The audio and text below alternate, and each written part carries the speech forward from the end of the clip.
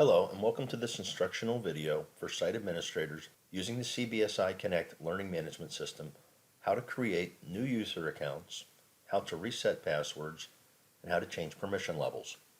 For this instructional video, we've selected an academy at random for use for this demonstration. We first need to log in. When you log in, you must be a site administrator to perform these functions that we'll be discussing. This takes us to the home page. From the home page, scroll down to the very bottom of your browser window and look to the right where you'll locate Site Administration. Under Site Administration, you'll find an option for Users.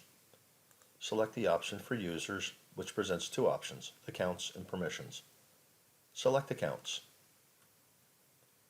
Let's start with adding a new user. Any field that is indicated with an asterisk is a mandatory field and must be satisfied. So for this, we'll start with the username.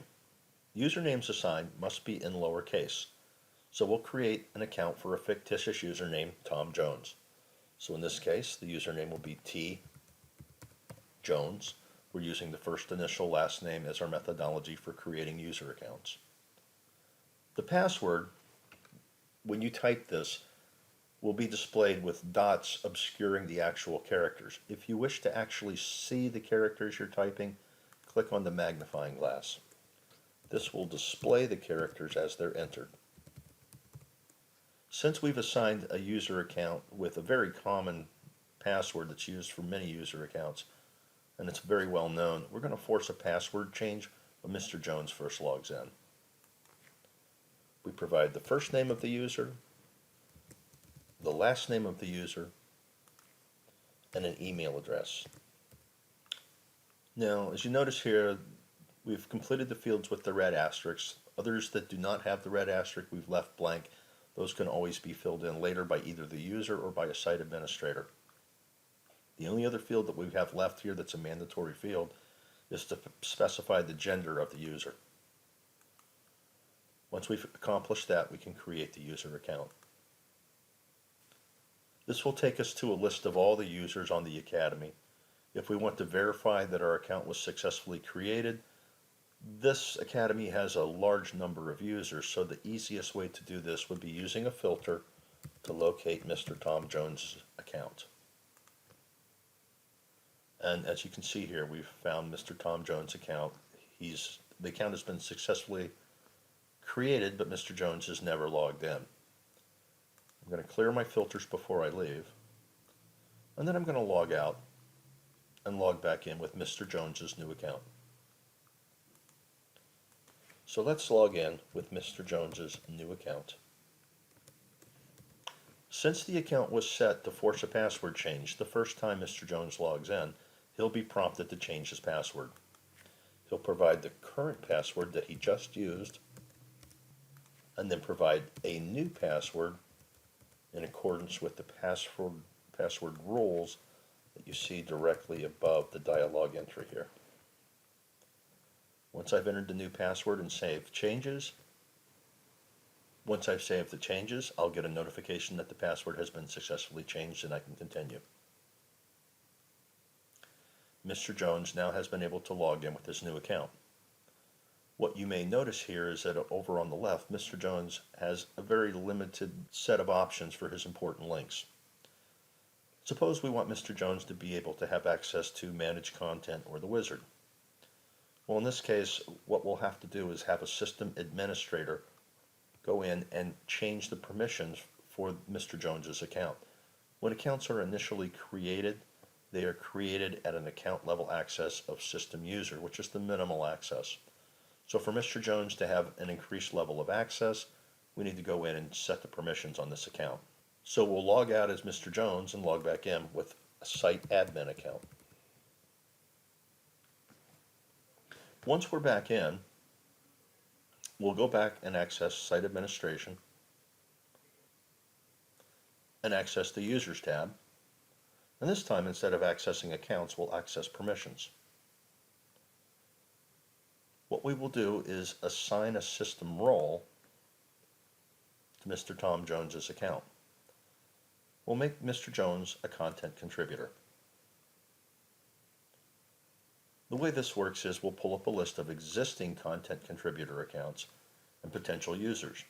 Now, this academy has a large number of users, and there's 152 potential users, so they're not shown here, but instead we'll be using filters to locate Mr. Jones's account. And that we've done. We've selected Mr. Jones, and we'll add him to the list of existing users. And now when Mr. Jones logs back in, he'll see access to the wizard and manage content. Let's verify that. We'll log out with the site administrator account and log back in with Mr. Jones's new account. And now Mr. Jones will have access to the wizard and manage content. So we've seen how to create an account initially. We've seen how Mr. Jones was forced to change his account password for initial login, and we've elevated Mr. Jones's permission to be a content contributor. What we'll look at now is, let's assume for discussion purposes that Mr. Jones has not logged in some time and has forgotten his password. How do you change a password for an existing account? Once again, this must be accomplished through the use of a site administrator account. So we will log back in as a site administrator.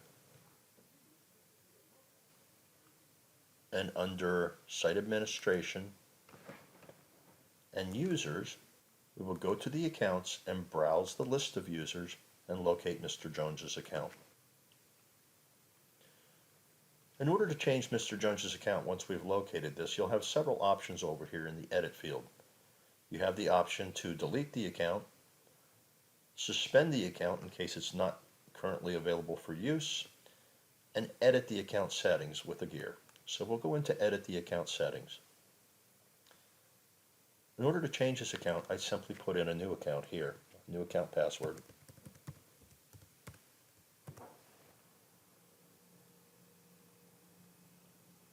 And update the profile.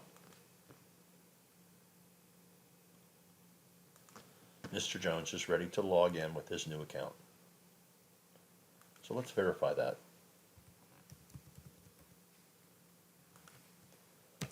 And now we are entering in the new account password. And Mr. Jones is back in with a reset password.